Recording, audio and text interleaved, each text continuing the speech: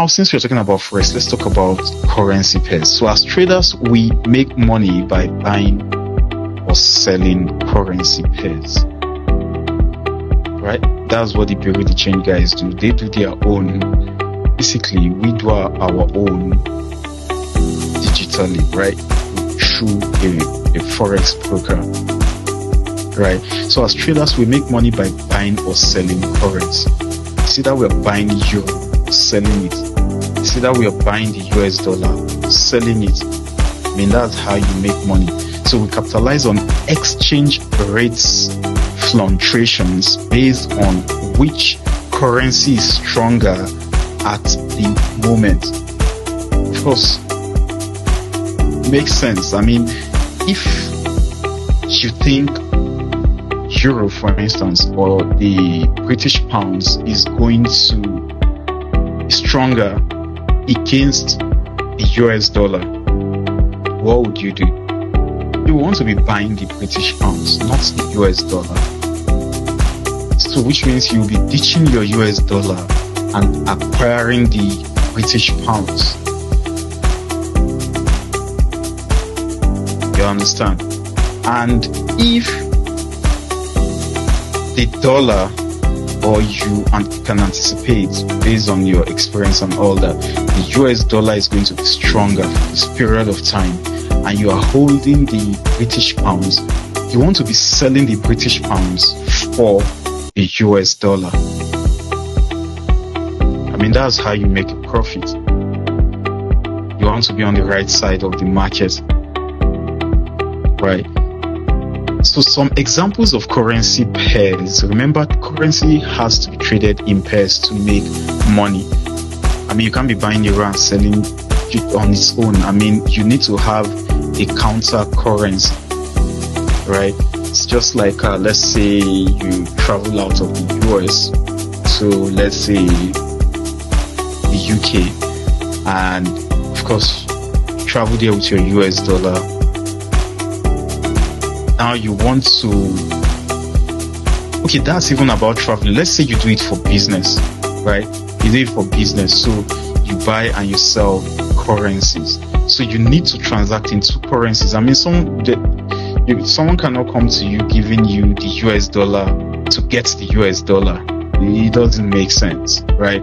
So maybe that person is coming from another country or whatever, if you know what I mean.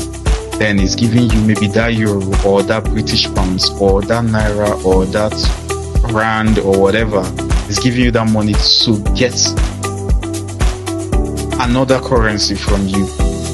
So that is why in the forex market, currencies are traded in pairs. I mean, if I take you to our chart here, so if I come here on our trading software, you will notice that currencies are traded in pairs. Like here you can see Euro USD.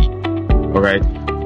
We also have the GBP USD, which is the Great Britain pounds, and the US dollar. All right. Whatever you type here, it's going to pop up. You can see, like, let's say the New Zealand dollar against the US dollar. All right. You can actually trade this. Okay. We can also do something like Euro Japanese yen. Alright, as you can see, the Euro JPY. Right? Let's look for another currency pair like Canadian dollar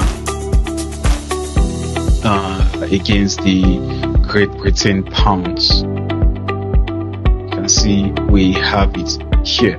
All right, so you need two currencies to be able to trade when you are trading the forex market, in the forex market. Now, some examples of currency pairs are euro dollar, GBP JPY, which is the pounds against the Japanese yen, and the New Zealand dollar against the Canadian dollar. Right, this we have lots of them. This is just a brief example right here. Okay, and then in case you don't know, the abbreviations used for this currencies are prescribed by the International Organization for Standardization, which for short is ISO. These codes are provided in the standard ISO 4217. This is just a fun fact, you don't need it, alright? But in case you're wondering how we're able to come about the representation of a nation's currency using 3 letters, right? This was why. Currency pairs use these codes made of 3 letters to represent a particular currency. Like in Nigeria, we have the NGN.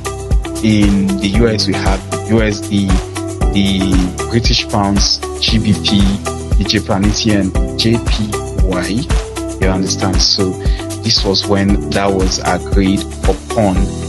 Let me enlarge this so that we can have a wider screen. So now we're going to talk about the base and quote currency. Like I said, don't let all these names intimidate you. They just had to give it a name, and that is why we have it here. The base, the quote. What does it even mean? So usually the base currency is the first currency in any given currency pair.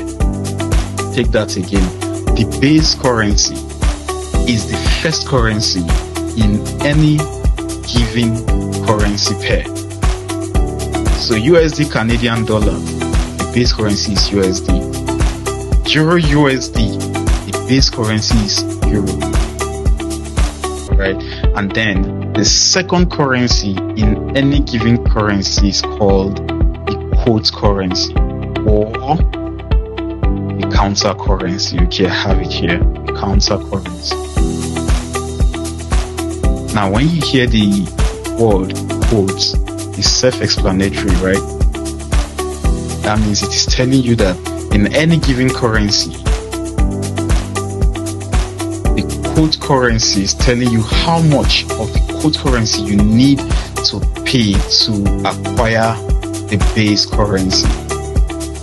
I'm going to go deeper into that as we progress, because this is a very important part of this beginner section. I'll search for NGN US dollar.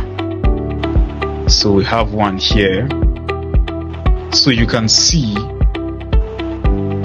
the chart is not even looking nice, but let's not focus on that. So what this is telling us is, if I want to buy 1 naira, that means I have to pay 0.0, because this is the current price movement here. Remember I said I'll still explain this section as we progress. Alright, so this is what tells us the value of price, and that was why I called your attention earlier. See, this is why it is important to always watch this video twice.